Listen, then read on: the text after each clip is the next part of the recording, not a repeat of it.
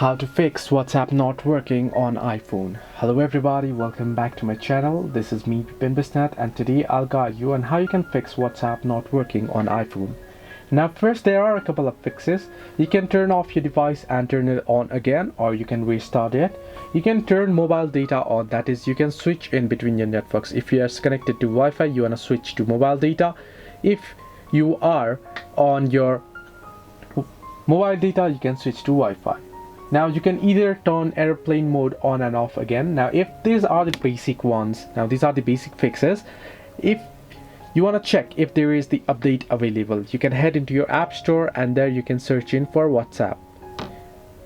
So you can type in WhatsApp and you can search in and look in if the update is available. You want to update it, so that because not updating the app also causes glitches and bugs within the app. So you can see update. Now like my case, if you don't have the update option there, then you can force the update. In order to force the update, you'll have to first offload the application. You can head over to settings, then scroll down, head into general. Under general, you want to head into the iPhone storage option, and here now you want to select WhatsApp, and then you can see the offload app option. You want to go ahead and offload the app. Once you do so, you want to head over to your app store again, and then this time update it if the update is available. If not, you can simply go ahead and open up the WhatsApp, and there it should fix every glitches and bugs.